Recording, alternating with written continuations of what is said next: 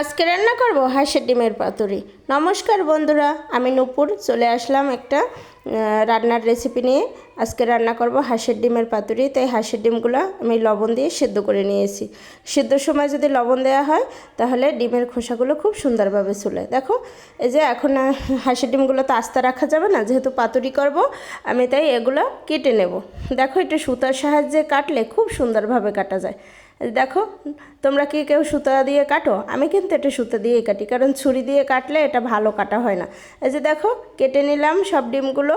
এখন আমি পাতুরির জন্য আমি আলু কুচি দেবো একটু ভিতরে, না হয় ভাত মাখাবো কি দিয়ে, তাই না? আলু কুচি না দিলে আমার কাছে ভালো লাগে না, আমি একটু আলু কুচি দিই। তাই দেখো আলু কুচি কুচি করে কেটে নিয়েছি, ধুয়ে নিয়েছি, পেঁয়াজ দিয়ে দিয়েছি। এখন পরিমাণ মতো হলুদের গুঁড়া দিয়ে দেবো।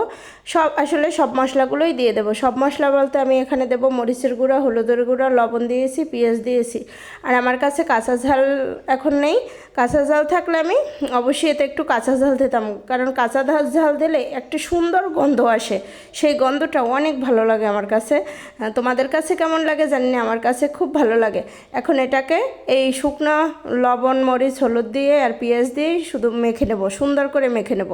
কারণ কি এটা আগে থাকতে মেখে নিলে পরে আমি তেল দেব, কারণ এটা আগে সুন্দর করে মাখিয়ে তারপর আমি সরিষার তেল দিয়ে দেবো। এই যে দেখো আমি সরিষার তেল দিয়ে দিয়েছি। তোমরা ভেবো না আমি বাম হাত দিয়ে কাজ করছি, এটা ফ্রন্ট ক্যামেরা, তাই হয়েছে মনে হচ্ছে আমি বাম হাত দিয়ে কাজ করছি, আসলে কিন্তু আমি ডান হাত দিয়েই কাজ করছি। এই যে দেখো আমি সুন্দরভাবে সরিষার তেল দিয়ে মেখে নিলাম। আমি এখন একে একে এর ভিতর হাঁসের ডিমগুলো দিয়ে দেবো।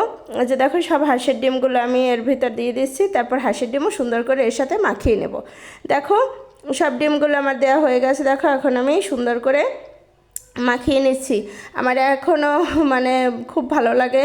এই যে দেখো আমি পাতাগুলো এই যে রেডি করে নিয়েছি। আমার পাতাগুলো একটু শুকনো হয়ে গেছে, যেহেতু ফ্রিজে ছিল তাই আমি টাটকা পাতা এখানে পাইনি, তাই একটু ফ্রিজে ছিল সেই পাতা একটু তেল মাখিয়ে নিলাম। এটা তেল মাখিয়ে নিলে হয় কি সুন্দর একটা গন্ধ আসে, পাতা পোড়া গন্ধটা খুব ভালো লাগে আমার কাছে, তাই একটু তেল মাখিয়ে নিলাম। আর পাতা উল্টে দিলেও তখন ভালো উল্টে যায়। এই যে দেখো এখন ডিমগুলো আমি আগে সাজিয়ে নেব সুন্দর করে। দেখো ডিমগুলো আমার সাজিয়ে নেওয়া হয়ে গেছে। এখন আমি এর ভিতর দিয়ে দেব এই যে দেখো মেখে রাখা আমার আলু কুচি সেই স্বাদ হয় ডিম পাতুরির সাথে। তোমরা কি কেউ আলু কুচি দাও? যদি আলু কুচি না দাও একটু দিয়ে খেয়ে দেখো, মানে তোমার অন্য কোনো কিছুর দরকার হবে না। আমার কাছে তো আমার ফ্যামিলির সবাই পছন্দ করে, তাই আমি মাঝে মধ্যেই হাঁসের ডিমের পাতুরিটা এরকম করে নিই। এই যে দেখো এখন হয়েছে ধৈর্যের ব্যাপার, পাতুরি মানেই ধৈর্য। দেখো এখন আমি চুলার আঁচটা একদম মিডিয়াম লোতে দেব, মানে একদম লো না, মিডিয়ামের চেয়েও লোতে দিয়ে আমি এখন এটা ঘুরিয়ে ঘুরিয়ে সুন্দর করে চারপাশটা এরকম ভেজে নেব। কারণ ধৈর্য না থাকলে কিন্তু পাতুরি খাওয়া সম্ভব না। তোমাদের যদি ধৈর্য না থাকে তাহলে আমি বলবো পাতুরি কেউ খেও না, কারণ যত উড়াধুরা যদি জাল দাও তাহলে কিন্তু পাতুরি ভালো লাগে না, সেদ্ধও হবে না আর ভালো লাগবে না। দেখো আমার এপাশ হয়ে গেছে, আমি এখন উল্টে নেব। এই যে দেখো আমি ঢেলে নিয়েছি, এখন এর উপর পাতা দিয়ে আমি উল্টে দেব। এর উপর একটা পাতা দিয়ে নিয়েছি। এই যে দেখো আমি দুইটা পাতা দিয়ে নিয়েছি, কারণ ওই পাতাটা একটু ফাটা ছিল তাই। এই যে দেখো আমার উল্টানো হয়ে গেছে। এখন দেখো তো কতটা লোভনীয় লাগছে, সেই স্বাদ খেয়ে দেখো। যারা কখনো খাওনি হাঁসের ডিমের পাতুরি একবার হলেও ট্রাই করবে, কারণ অনেক মজা। তারপর আমাকে কমেন্টে বলবে, অবশ্যই বলবে যে তোমরা এরকম করে খেয়ে কার কাছে কেমন লাগলো।